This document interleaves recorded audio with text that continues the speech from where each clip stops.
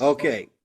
It's all yours, Eva. All right. Well, welcome everybody to Seattle Storytellers Guild swap for the holidays. So what we're going to be doing tonight is listening to stories about holidays, whatever holiday you want to talk about or tell about is going to be great. I'm wondering, are there people out there who are celebrating a holiday other than Christmas? If you are, raise your hand or, okay, Marty. We do the solstice. We're pagans. Okay. Okay. Anybody else? Sounds good. If your hand is up and I'm not seeing you, that means and I'm calling on you, that means I don't see you. So speak up if you have your hand raised and I don't see you.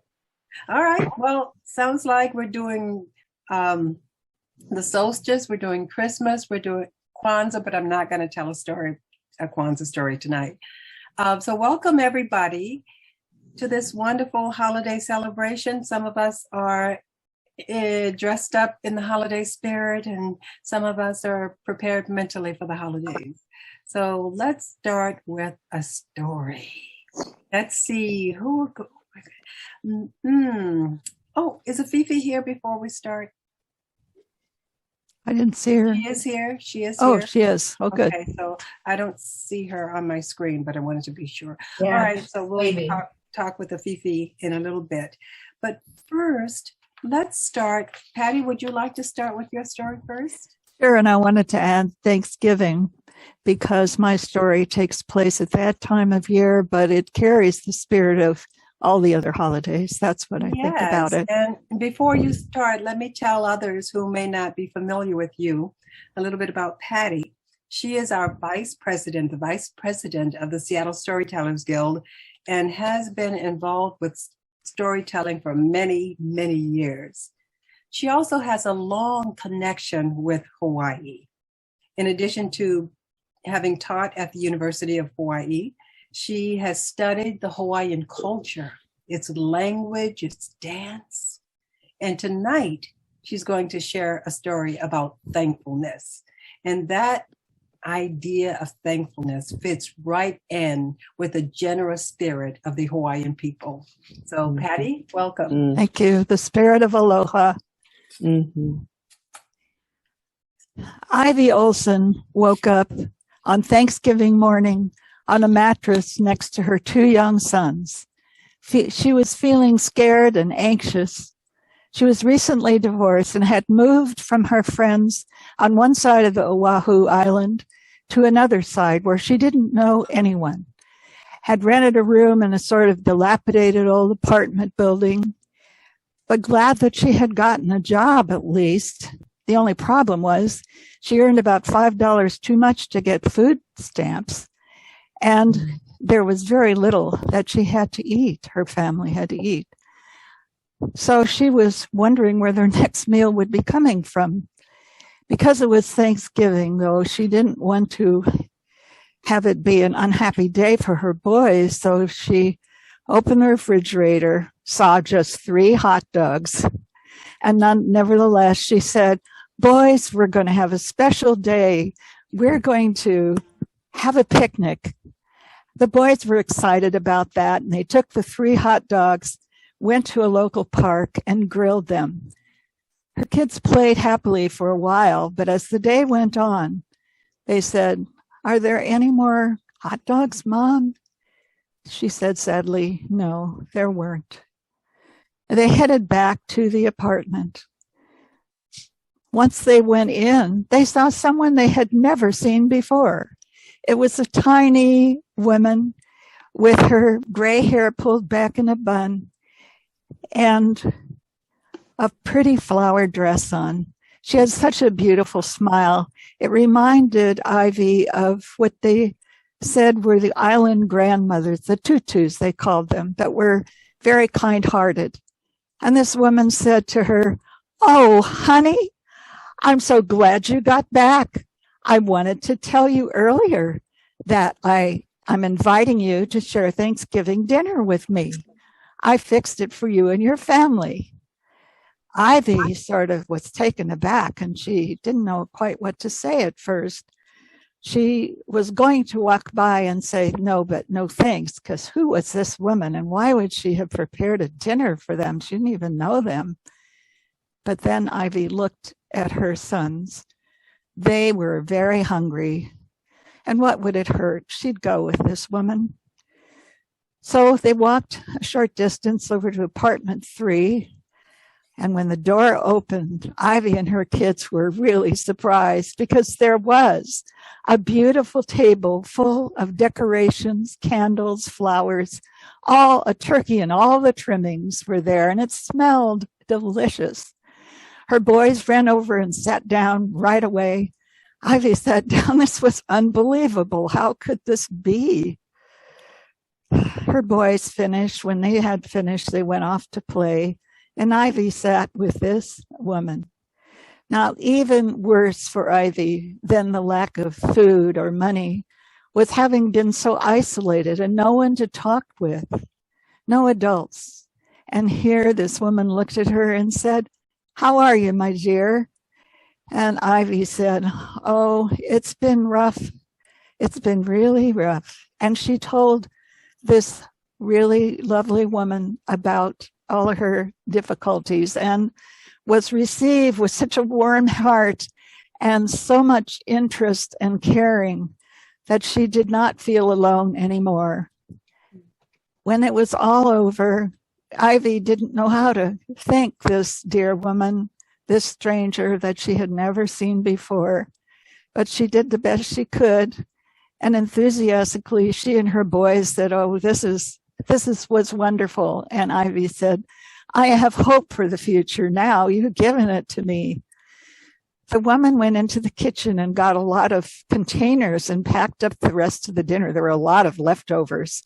They would last for a couple of days until Ivy's next paycheck came in. Happily, they took the containers of food and went upstairs to their apartment. And the next few days, they did not have to worry about where their next meal was coming from. 2 days later, they went downstairs to return the containers. Ivy went to apartment 3 and knocked on the door. There was no answer. She knocked again. No answer. Finally, her boys helped her, and they all knocked on the door, and it was loud. But there was no answer. So Ivy went outside, and she could see through the window, and what she saw was astonishing. She couldn't believe it. The apartment was empty. There was no table, no couch, no furniture, nothing. It was empty. She couldn't understand it.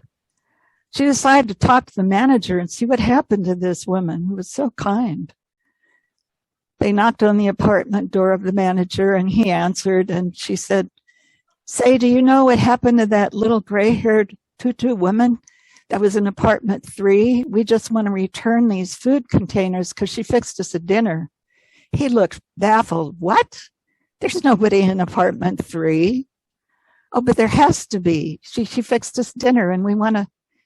"There's been nobody there for the past 10 weeks. It's been empty." Unbelievable. Just Ivy. It was hard for her to accept that this could be possible. She did know that in the islands, there are so many stories about spirits that come, some of them helpful, some not so helpful. And people believe they see Madame Pele, goddess of the volcano, from time to time. So perhaps it was a spirit. She wasn't sure, but she was so grateful. She wanted to tell the story to somebody because they do have a tradition of talk story in those islands, but she didn't know anybody else. In fact, she didn't tell this story for years and years and years until she became the wife of Kohu Doug Olson, pastor of the Calvary Church by the Sea in Oahu. And one day she decided to tell her congregation. In the intervening years, she'd had a dream, a mission to help mothers like herself who just need a leg up to get started once they've left or they're in trouble like she was. And so she told her congregation the story and told them of her dream, her mission. And they donated a lot of money. Not only that, they helped her start this organization she had been dreaming of. And this is the true story. They raised a lot of money, enough for helping 1,400 women get a leg up so they could get their lives restarted. And she wondered what to call the organization. Was that woman who showed up, was she a spirit or something else? She believed that the woman was an angel. And she called her organization the Angel Network.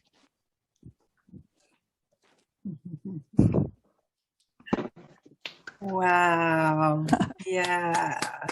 Thank you. That was beautiful, Patty. Thank you. I think it's a great story. It is a wonderful story, and it's you said it's Thanksgiving, but it's that spirit of giving that we all should experience throughout the year, no matter what time of year it is, and having, we all go through hard times in life, and having some angel in the form of a human being come at just the right time to help you. It's amazing, huh? Really a miracle. That's amazing. That is amazing. So thank you for sharing Thank it. you. I'm glad you didn't hold back and say, well, it's a Thanksgiving story. So Yeah, I figured it could fit in. all time. Thank you so much. I hope everyone enjoyed it as much as I did. Thank you. Yeah. Okay, so Anne Brendler is the treasurer for the Seattle Storytellers Guild. And Anne does an amazing job at storytelling and also as a treasurer for our group.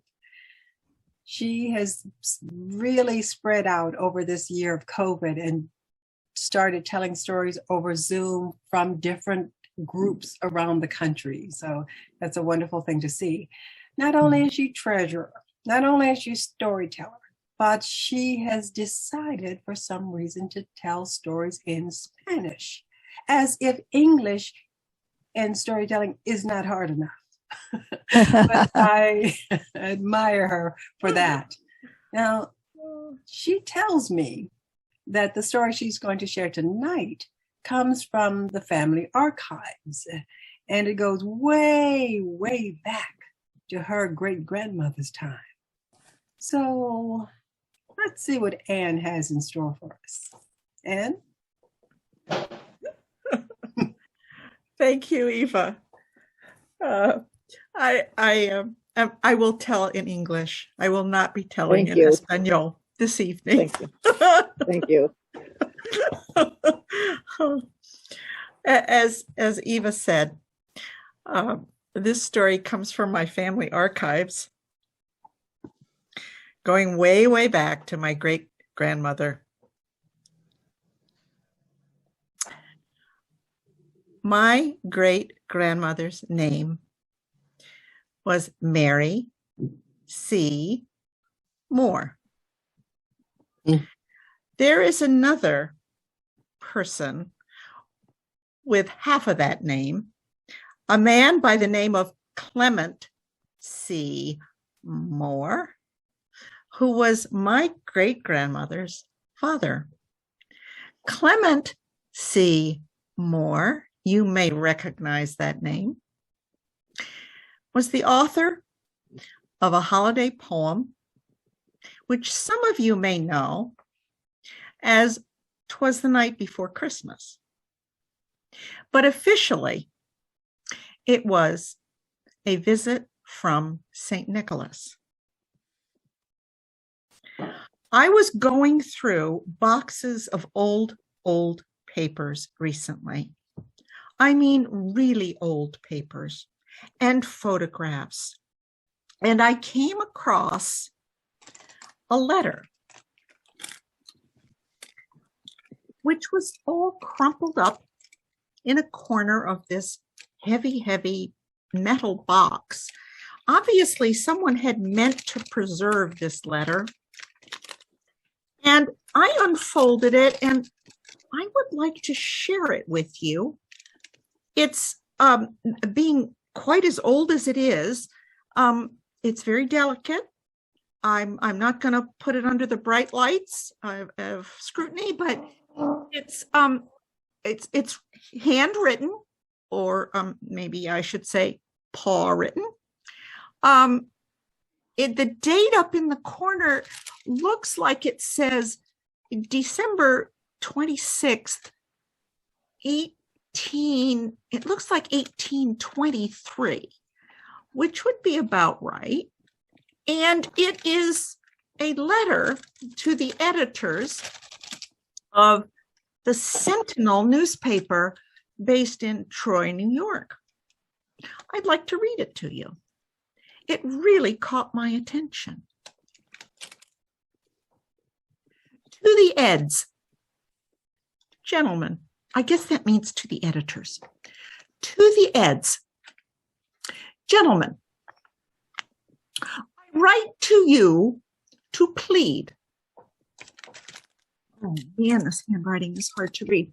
You must forthwith issue a correction and apology in your newspaper.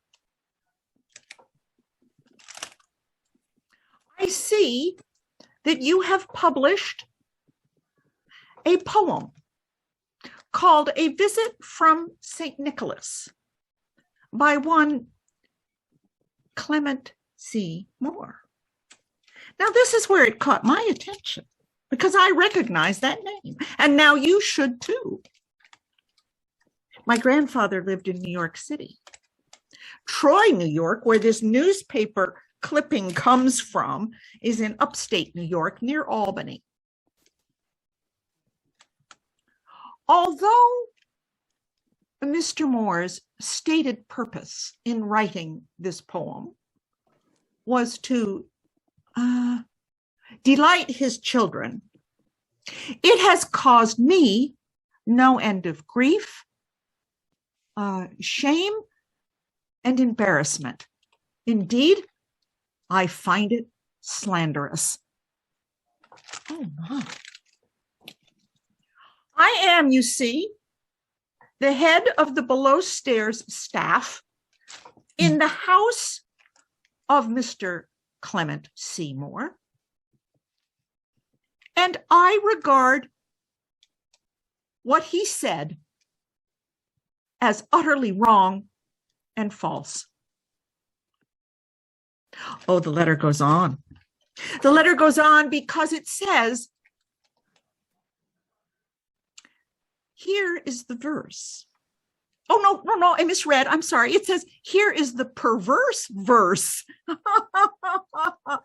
which is poetically, metrically, and falsely accusatory of my good name. It says, not a creature was stirring, not even a mouse. Well, let me just tell you, editors, I certainly was stirring that Christmas Eve. I was stirring and mixing and baking and whipping and stoking those fires so that Mr. Clement C. Moore could have his eggs and rashers and crumb-caca coffee cake in the morning on Christmas Day. I was stirring, and so was my staff. I had other mice friends in there building up the fires in the kitchen. I had other mouse friends in my employ who were making those sugar plums that the children were dreaming danced in their heads. Yes, we were hard at work. I find this poem utterly slanderous. We were not lazy. We were not. Oh, no, not a creature was stirring, not even a mouse. We were stirring. And therefore, I request that you issue an apology forthwith. Does Mr. Clement Seymour think that all those delicious foods magically stir themselves? Does Mr. Clement Seymour think that the fire builds itself? Heavens, no. Not a creature was stirring, not even a mouse. Oh, fiddle-dee-dee. Do not believe it, gentlemen. The next thing you know, Mr. Clement Seymour will have you believing that the Easter Bunny lays Easter eggs. Respectfully yours, Missy Musgraves, Chief of Staff at Clement Seymour's apartment in Chelsea, Manhattan, New York City.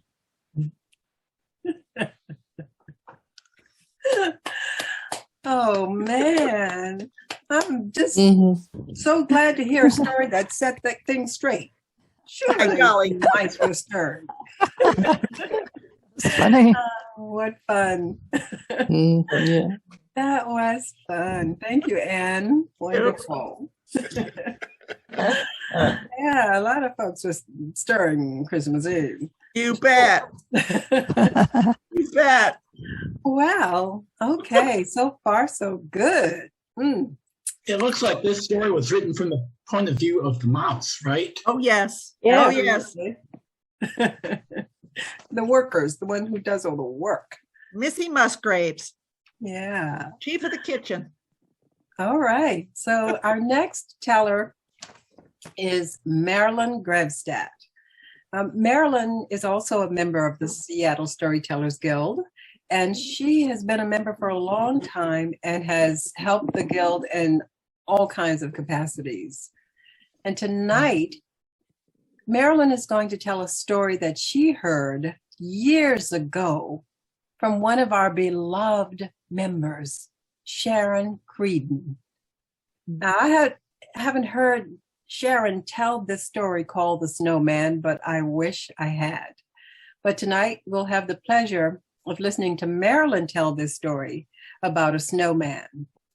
But it isn't just any snowman. This is a story about an evil snowman. Ooh. Tell us more, Marilyn. Thank you, Eva. A snowman lived at the top of a high hill.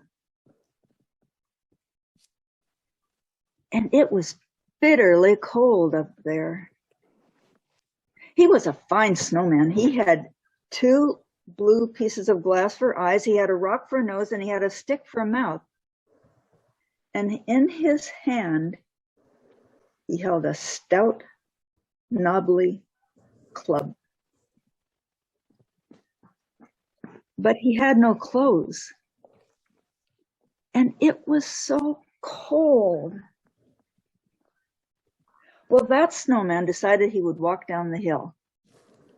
And so he went tramp, tramp, tramping down the hill. And pretty soon, he met a little boy with a scarf around his neck. Ha! That looks warm. I want that scarf, said the little boy. Give me that scarf. No. My aunt gave me this scarf for my birthday, and I need it to keep warm. Are you as cold as I am?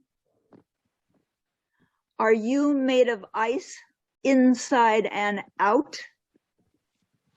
No, I suppose not. Then give me that scarf, or I'll hit you with my knobby club. So the little boy gave him his scarf, and he went home crying. And that snowman didn't even say thank you. He just put on the scarf and headed down the hill. Tramp, tramp, tramping.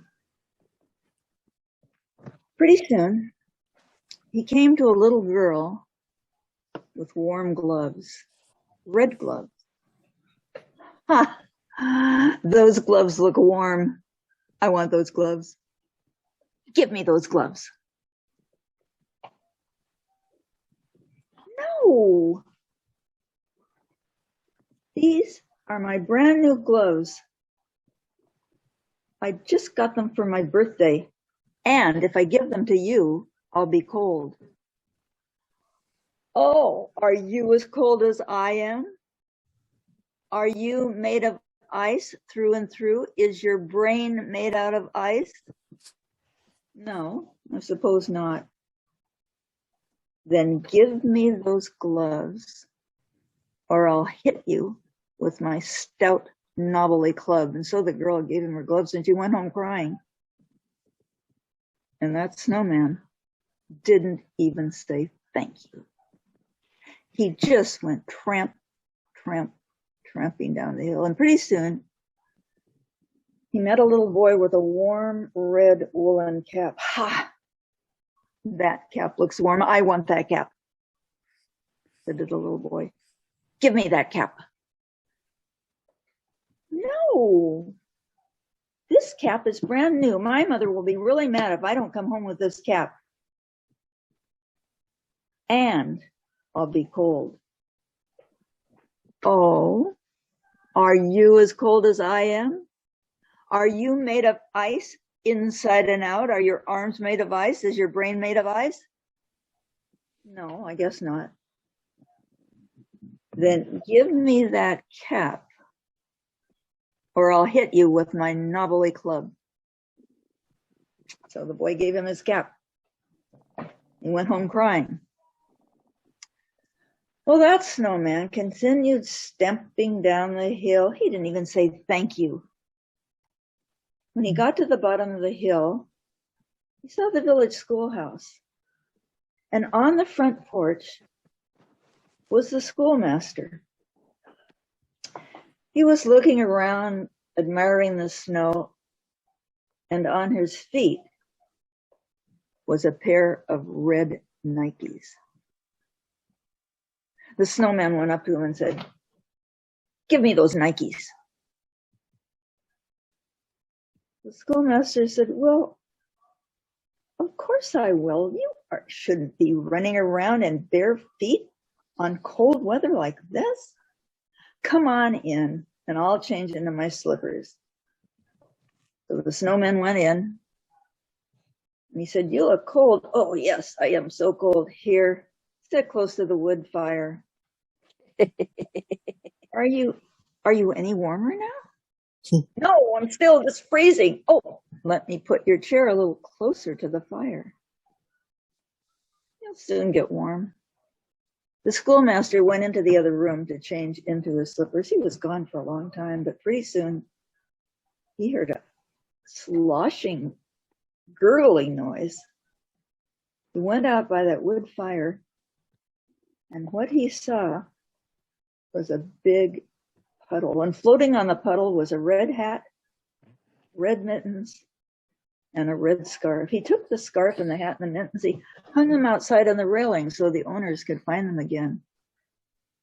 He mopped up the water, and then he picked up that knobbly club and he threw it on the fire. And that club burned beautifully.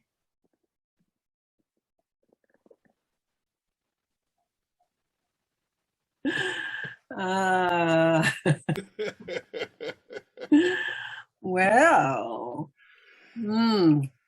that was. I can't tell that to my grandson. It's too scary. He's just a 5-year-old. I think it's too realistic. Like kids are getting stuff stolen and kids are going to get hit by a club. Yeah. Well, give him another year or two. But it's yeah, that evil snowman got his comeuppance. I'd say that. Well, thank you, Marilyn. You're welcome. Some piece. Thank you. So we get set for our next storyteller, who is Tyler Marcel. Now, this is my first time meeting Tyler, and I'm really excited about it. He's a new member of the Storytellers Guild, and Tyler is multi-talented. He is a poet, a writer, and a storyteller. And Tyler has not allowed this COVID twilight zone that we're in mute his creativity. He's working on a novel, and he's working on a play. He's working on a play. And as he mentioned earlier, he's going to have his own podcast in the near future. So Tyler, welcome. And let us hear your story. Well, can you imagine having an angel in plain sight? Well, I was working at a call center in Denver, Colorado. And I saw this beautiful navy blue peacoat, and I wanted it. I had to have it because it would look good on me, make a fashion statement, because I love fashion. In the call center, I was working, there was a woman sitting next to me. And she and her friend was talking about she wouldn't have enough money to buy her 3 kids gifts for Christmas. Now, I don't know what it's like not to wake up as a kid and not have presents to open up, because I had 2 parents, but this woman was a single mother with 3 kids. But I kept thinking about that coat because I wanted it.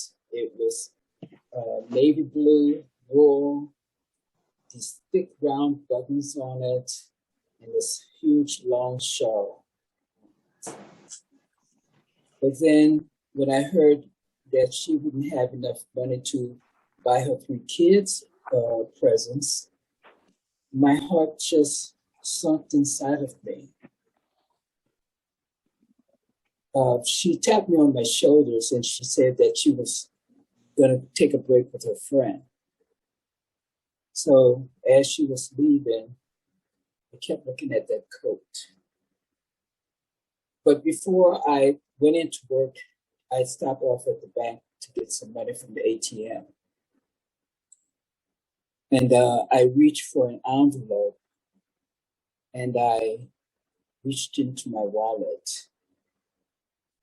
Without hesitation, I put $100 in the envelope, and I wrote in my left hand, because I didn't want anyone to know it was me, because I write in my right hand, but in my left hand, no one could tell that it was me. So I wrote Merry Christmas, and I taped it to her computer screen. When she returned, I had my back turned. Not all the way turned, but where I could see her and see her reaction. I saw her reaching to the computer screen and opening up the letter as she flopped down into her seat, and she started crying. And I saw her friend consoling her. But then she tapped me on my shoulders again, and she asked me, did I see who put this envelope on her computer screen? And I hunched my shoulder because I didn't want to tell her a lie. I just hunched my shoulders. So then I heard her tell her friend, I'm going to go to the security office to see. I'm thinking to myself, it says Merry Christmas, leave it at that. So she goes to the security office, and when she returned, she tapped me on my shoulders again. Her friend is not with her, she's by herself. And she says, are you aware there are cameras in the ceiling? And I said, shh, I am very aware of those cameras in the ceiling. And she says, oh, I get it. You don't want anyone to know. And I'm like, that was the whole purpose of writing Merry Christmas on the envelope. So she just hugged me, and she was still crying. And I thought to myself, the coat didn't mean that much to me. I just wanted it because it was pretty. It didn't have any value in it. It was just a pretty coat that I thought would look good on me. So at the end of my shift, I went home and I called my sister and told her what I had done. And she said, wow, that was a great gesture that you did. And that was it.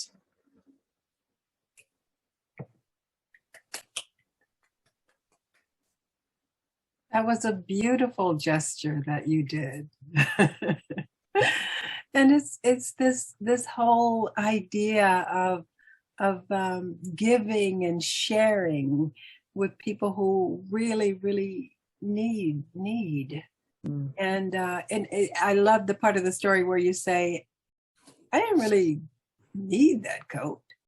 And a lot of times we want things and we have the money for things and we just go do it. But then when we hear about somebody else needing something more, then that's where the generosity kicks in. And it was a pleasure to hear your story of generosity. And thank you. It's wonderful to hear you for the first time. And I'll look forward to more. Thank you. Thank you. You're welcome. Thank you. And everybody else is saying yes too. Wonderful. Okay, and we will hear from our esteemed president of the Seattle Storytellers Guild, Barry McWilliams. Barry, as I said earlier, he's like magic because he makes things happen. He gets a lot of things done and makes the guild keep its professional edge and it helps us to survive. So thank you for that, Barry. Let's see what else I want to say about Barry. Keep that newsletter coming to all of the members every time, on time. And in spite of all that he has to do, he still finds time to tell stories, which is great for us. So let's see what Barry is going to share with us this evening. Okay. Well, what have I got for you tonight? When my wife and I were first married, we spent a couple of years in North Dakota. And in North Dakota at Christmas time, you get invited to someone's house for dinner. And you'll show up at the house, and there'll be several other couples there, and they will have a big feast, followed by the smorgasbord. And the smorgasbord is just something that you have to see to believe. But so we were invited to this home, and then a couple days later we were invited to another home. We went to that home, and the same group of people were there, only a different housewife was in the kitchen with her friend fixing another dinner and another smorgasbord. So they kind of inspired me to tell this story. It's a Finnish story, a droll tale, but we'll get to the dinner part in a moment. There was once a farmer who thought he married the pleasantest woman in the world. But it was not long before Matti discovered Lisa's true character. She was as headstrong as a goat and set on having her way. Now, he'd been brought up to think that a husband was head of the household and the wife was to obey, but she was definitely very contrary. If he expected her to say yes, she would say no. And if he expected her to say no, she would always say yes. If he said the soup was too hot, she would insist that it's too cold. And she wouldn't do anything he wanted her to do, but she always insisted on doing everything she wanted to do. Sounds like she's a very modern woman. So he put up with his ways, even though his friends started to think he was a bit henpecked. Well, Christmas time was coming, and he thought to himself, I would like to have a big Christmas dinner with all my friends, but she'll never agree to that. But then he had an idea. He was sitting there at the table, and she was doing the dishes. And he said to her, well, you know, dear, Christmas is coming, and I don't think we need to buy any fine white bread. Black bread's good enough for the holidays. You don't think we're going to have fine white bread, black bread for Christmas? You're crazy. We're going to have white bread. Well, dear, we're not going to have pies, are we? You know, we don't really need all those pies. Listen, I want you to know I will make all the pies I want, and you're not going to prevent me from making them pies either. Well, are we going to have wine with the pies? Wine's expensive. There's inflation, you know, even here in Finland. We're going to have lots of wine with our pies because pie always tastes better with a nice glass of Merlot or Chardonnay. Well, we don't need any coffee, do we? You're not going to have Christmas without coffee. You got to have coffee. Now, I know it's expensive, and most people don't have coffee very often, but we will have coffee for Christmas. Well, it's just the two of us. We're not going to have any guests, are we?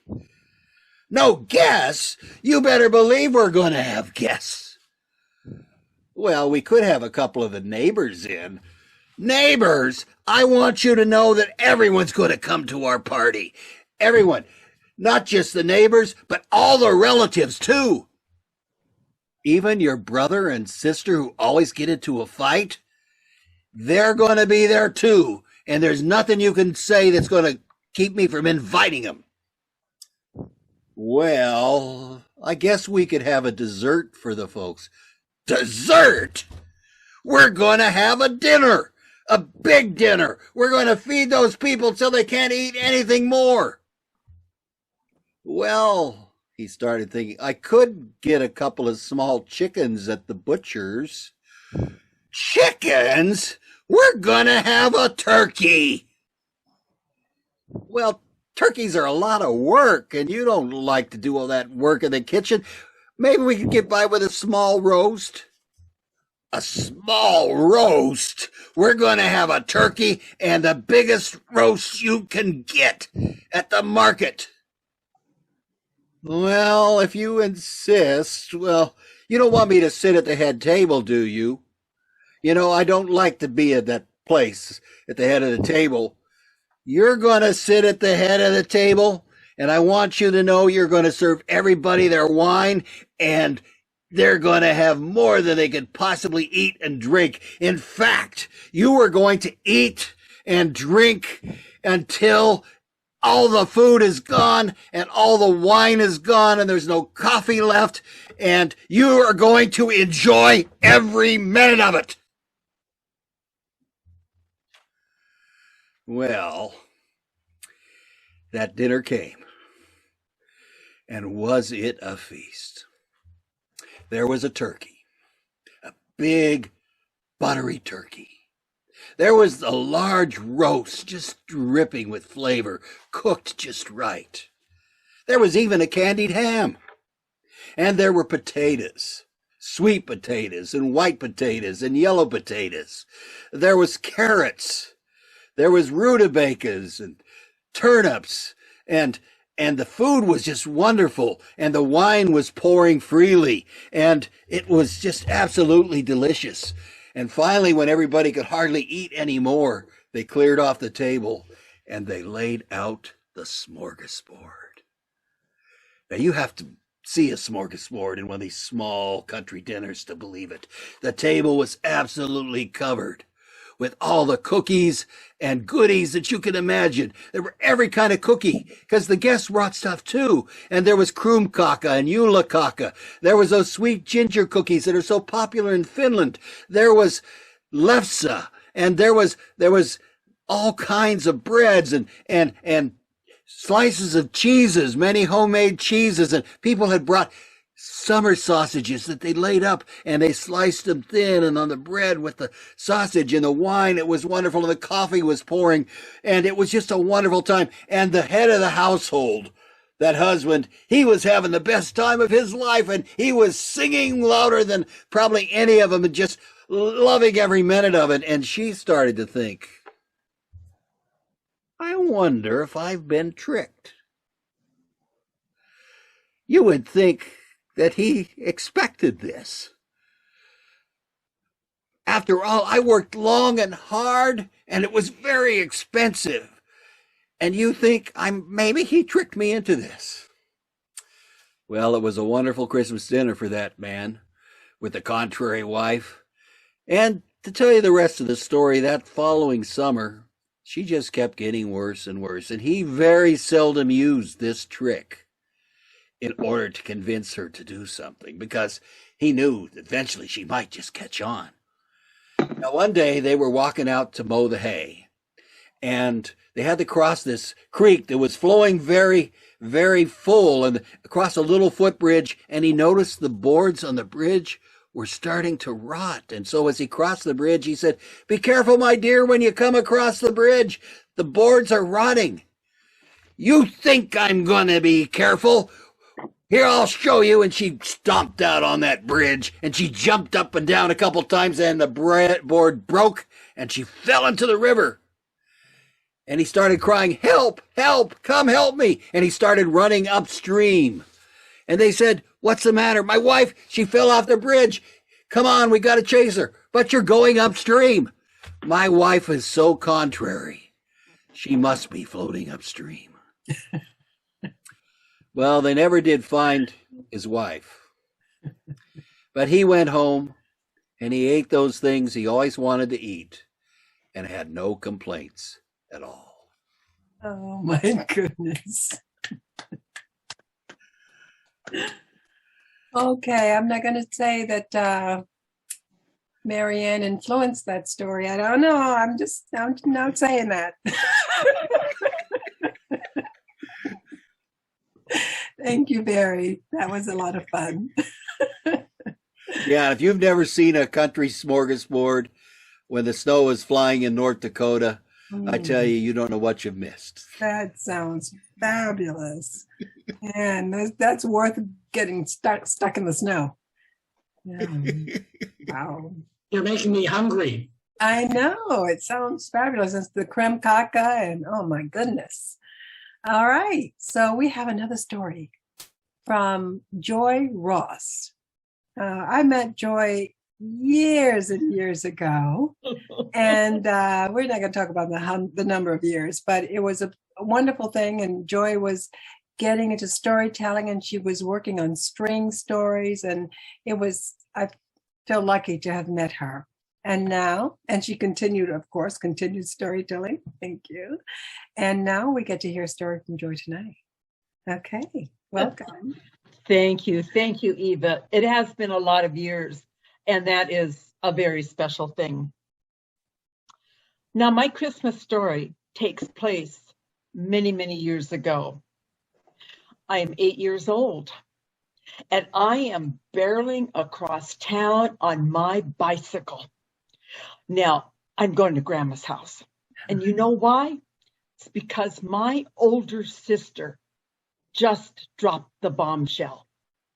She came up to me and she said, "You know, there is no Santa Claus.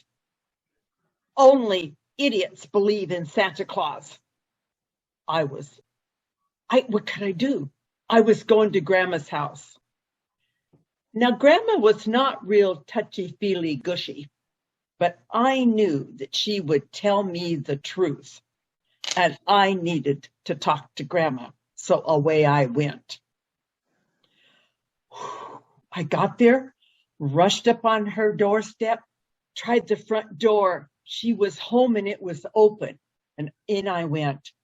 And the smell of those special cinnamon buns drew me right out to the kitchen. She could tell by the look on my face, I guess, and the urgency that this was serious business. She propped me down there on a stool in the kitchen at the table, glass of milk, and a plate of buns in front of me. And I began chewing and drinking and telling her what my sister had said. Well, Grandma slammed her hand down on that table and she said, "This is ridiculous. That rumor surfaces all the time about there not being a Santa Claus, and I have had it." She disappeared quickly into her bedroom, came back out with her coat on, her purse over her arm, and she said, "Get your coat on, we're going." I hadn't even had time to have my second biscuit. But we went out and got in her car. Where are we going? She didn't answer. Where we ended up was at Kirby's General Store. It was right in the middle of our little town and it had a little bit of everything. Everybody shopped there. I'd been to Kirby's a lot. Grandma took me up to the front door because she parked right out in front, right smart, right there. She took me in that front door and she handed me a $10 bill. And she said, "Now, I want you to think about this. You think about somebody that needs a Christmas present and you buy it for them. I'll wait for you in the car. You come out when you're finished." Okay. Now, I'd been in the store a lot, but always with my mama, my daddy. Yeah, but by myself. And there I stood and it was busy because it was Christmas. Okay, I am to think of the people I know, pick out somebody that needs a present and get it. Well, I thought of my family. Well, you can bet I wasn't going to buy my sister a present. No. Okay. The neighbors? Nah, we exchanged cookies with them. The kids at school? We did Christmas cards and stuff like that and played games and made decorations. Except somebody that needed something. There's a boy that sat right behind me in Mrs. Powell's second grade class. That's where we go to school.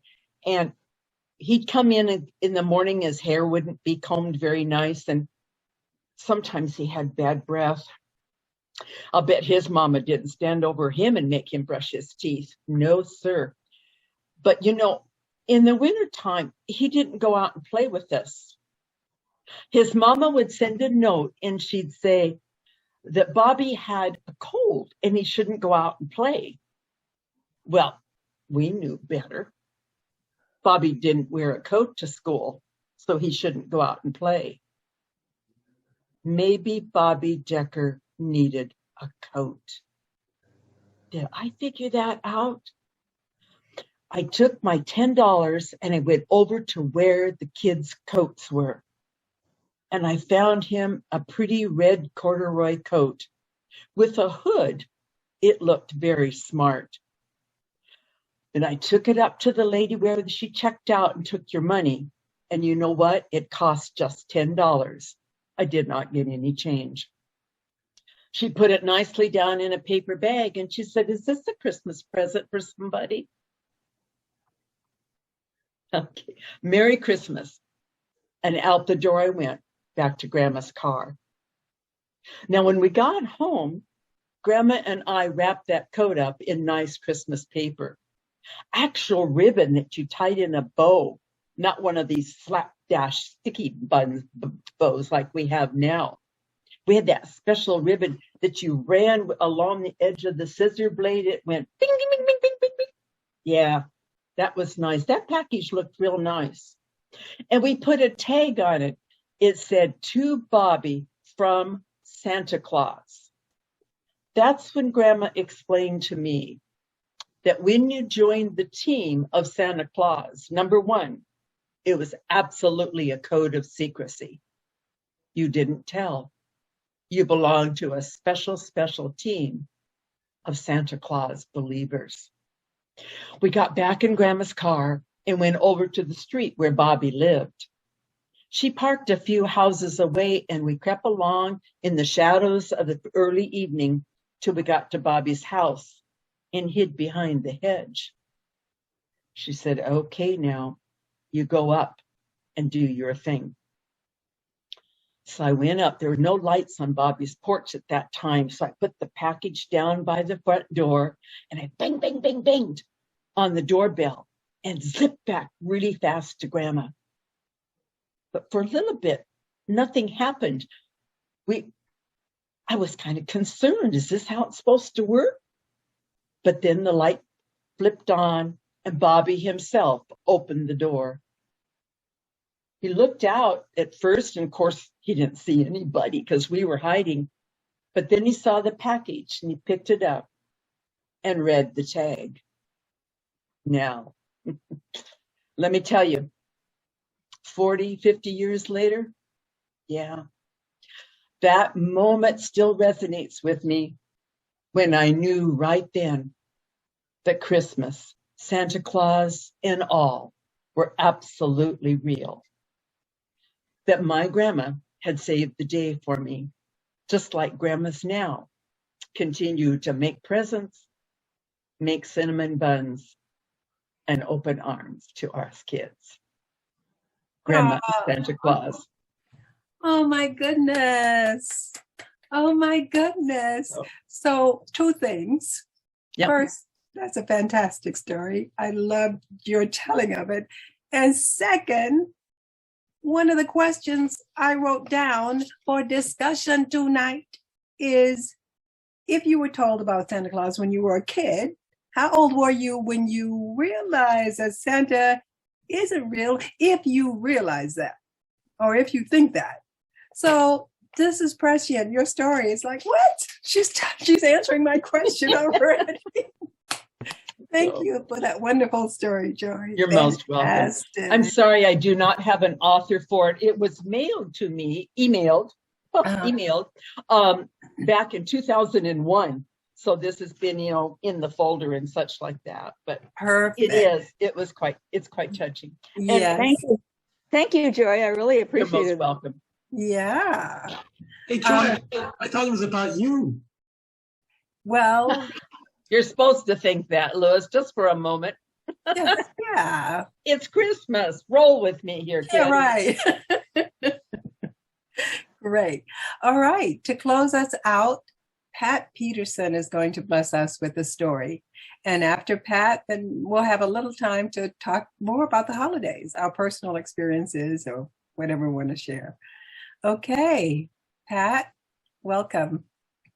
Oh, Pat. thank you. Well, wait. I'll just say a little bit about Pat. I won't take up a whole lot of time, but I just have to say that Pat Peterson is one of the founders of the Seattle Storytellers Guild, and she was the first person I spoke with when I was searching for storytellers and learning about storytelling. So since that time, I've been blessed to be a part of her and have her be a part of my life. And yes, everybody who knows Pat is saying, It's so fantastic. Thank you, Pat. Okay, now. Thank you, Eva. You asked for my opinion and I gave it to you, and look at you now, my dear. Look at you now. Telling with symphonies and who knows where. Oh, yeah. It was a cold night on the desert, and 3 kings were gathered together to make a journey. They had heard and had been looking for a special star.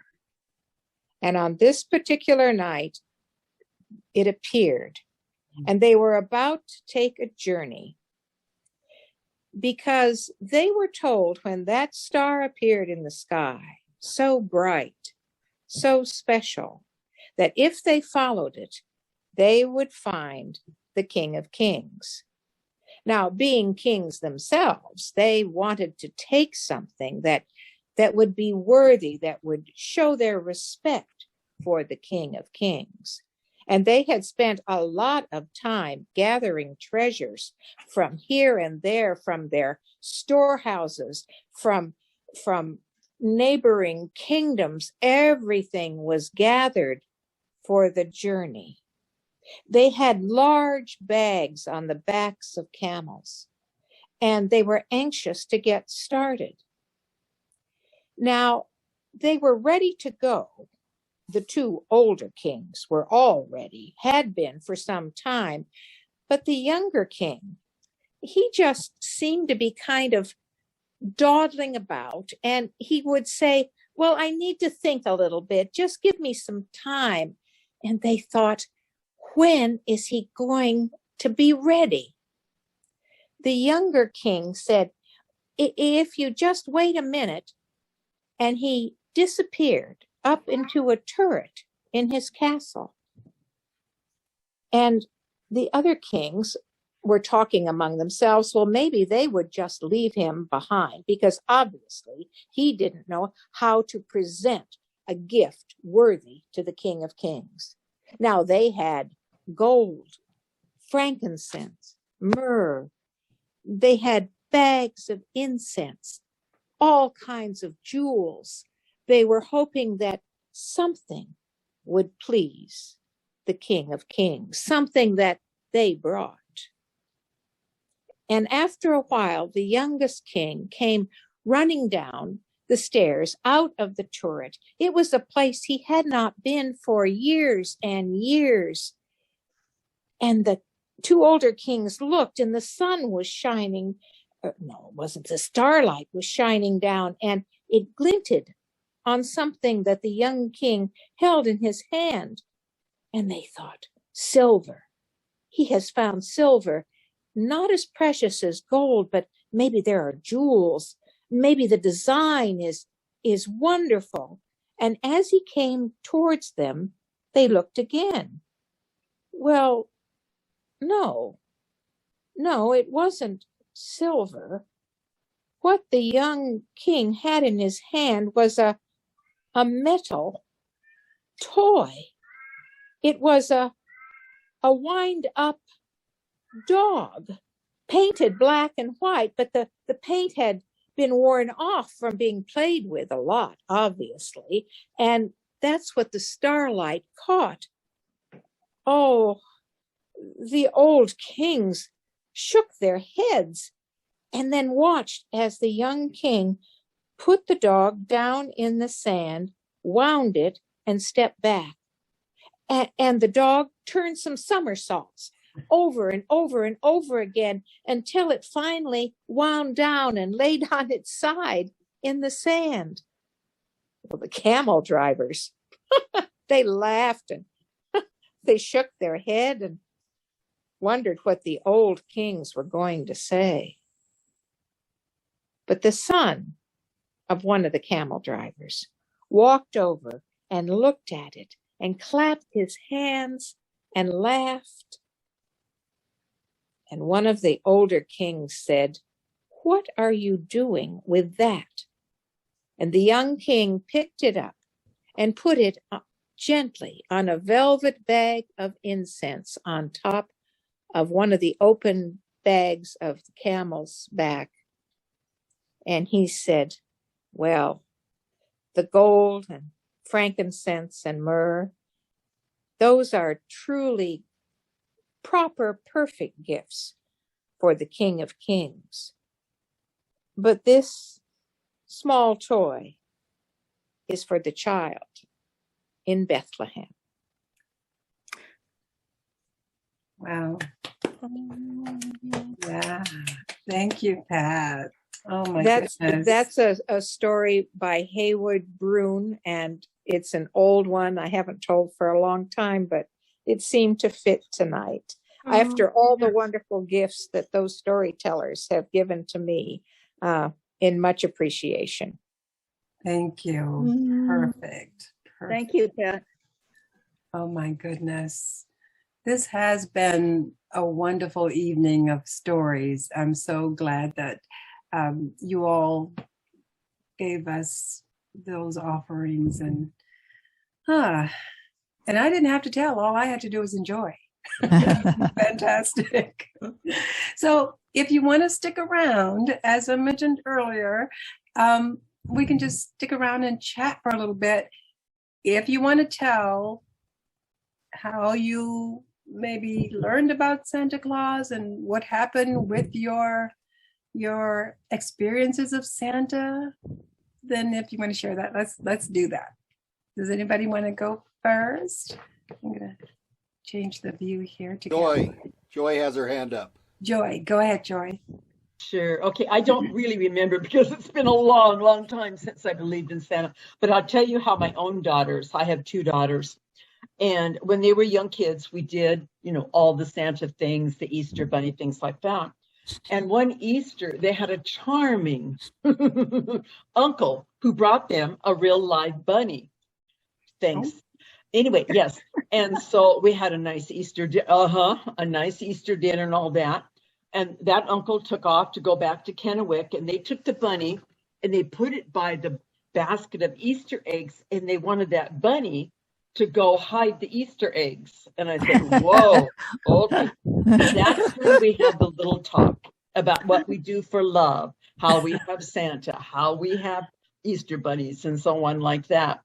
I don't know what they think about it or how traumatized they might be, or if they're in therapy as we speak in their 50s. But that was whoa, somewhere, somehow you got to spin yourself out of it. But anyhow. Yeah, it's so true.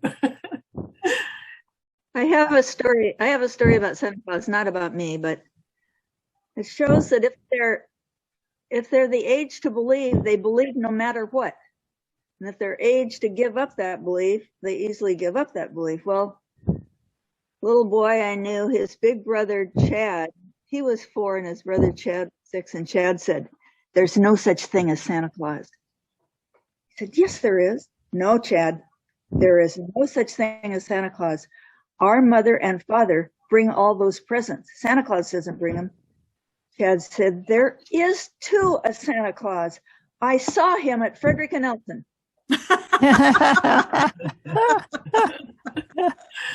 Yeah. Yep. Oh yeah. Yep. I following that, Marilyn, I'm remembering my sister's children. She has a boy who is 2 years older than the daughter, and I don't know how old he was, maybe 7. And he was grown, so he realized there was no Santa Claus, and he told his little sister, "There is no Santa Claus." And she went crying to her mama. He said, "There's no Santa." And she had to have the little talk with the big boy. Don't tell her that. Let her believe in Santa. When it wasn't traumatizing for him to realize there was no Santa. He realized that Mama and Daddy were buying those presents. But so he told his sister, but it was just too early for her to believe that. So he apologized to his sister and said, "I made a mistake." Christine has her hand up. Christine. Unmute yourself. When I was little, one of my earliest memories is being held in my father's arms, watching what I now think are shooting stars. But my father said, "That's Santa Claus at his reindeer." And so I totally believed in Santa Claus.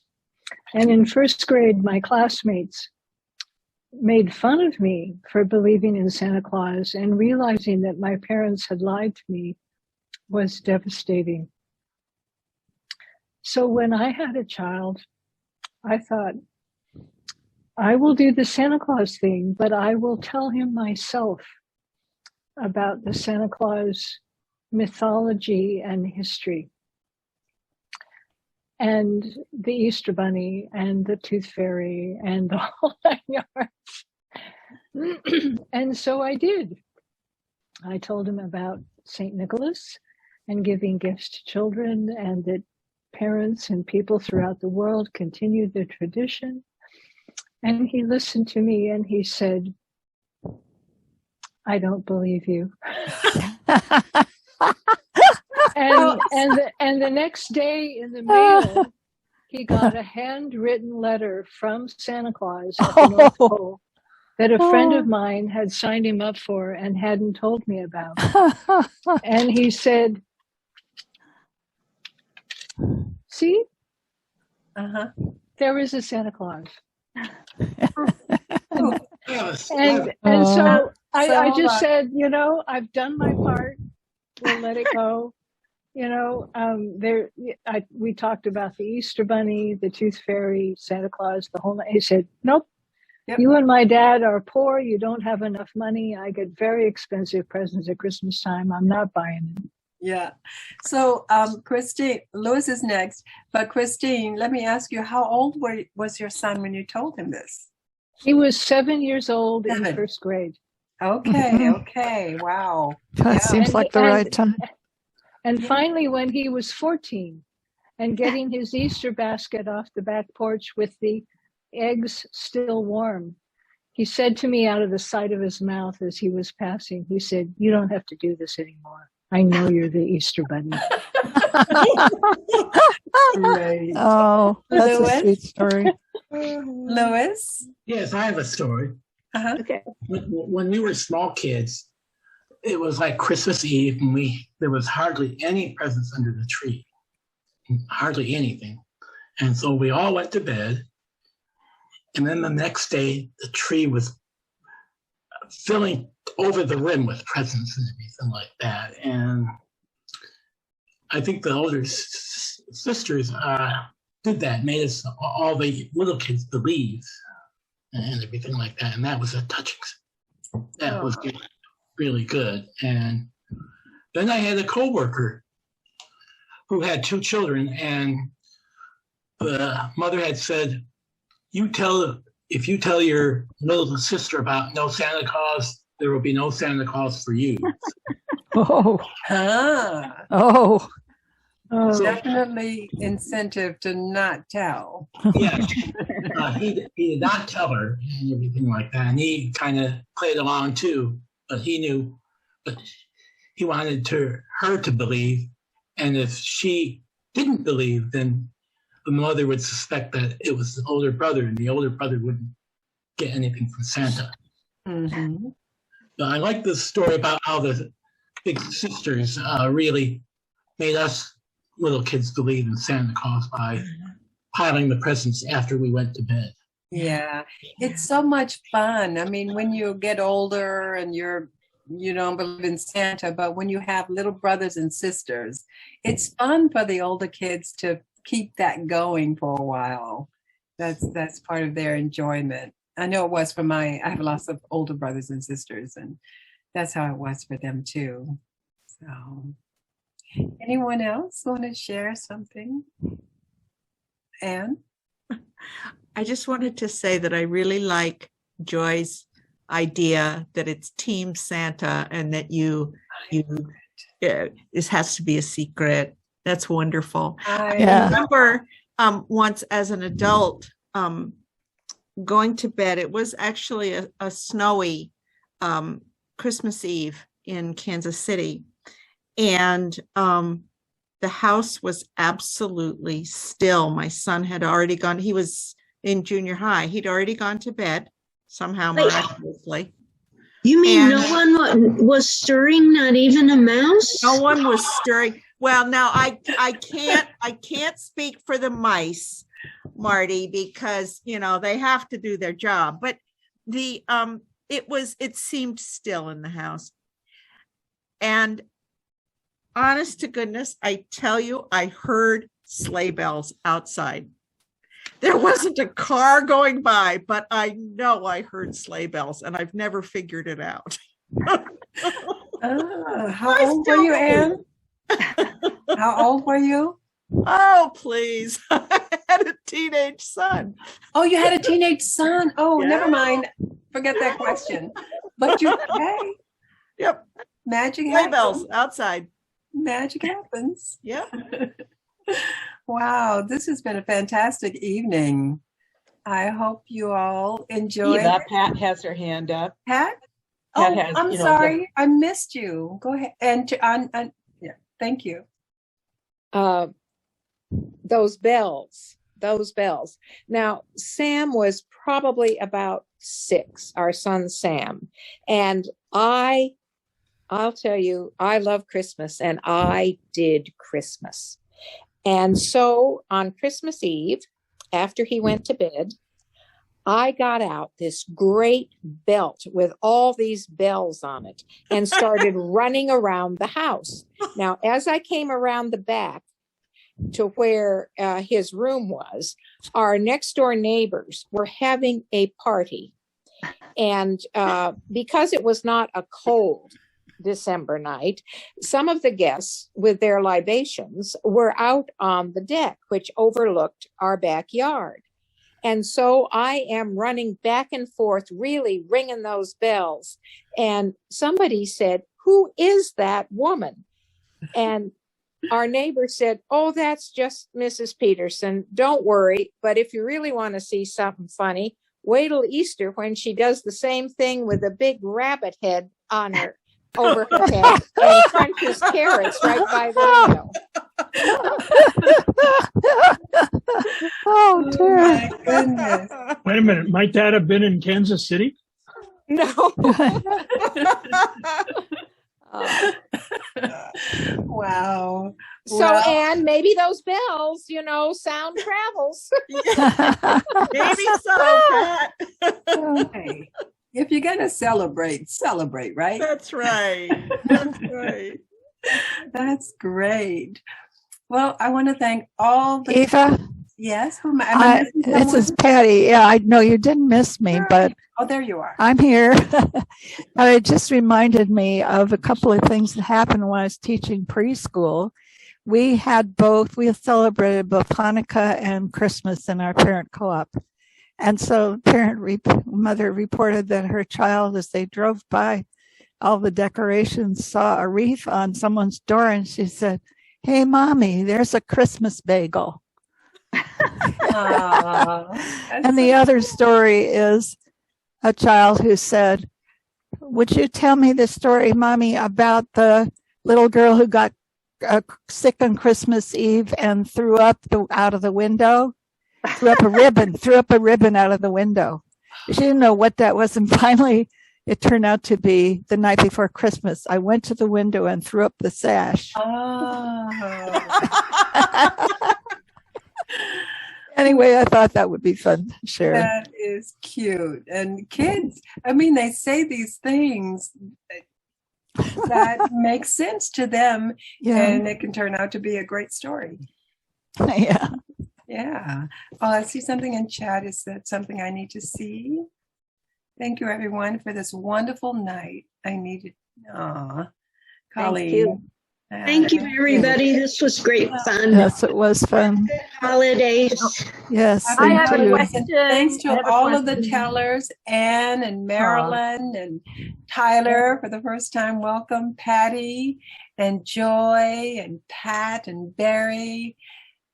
Thank you all for sharing, making this a fantastic evening. And thank all of you for coming to listen. As we said, it's much more fun when storytellers have listeners. Yes. Thank you, Eva. Happy holidays to everybody. Okay. And to you, dear.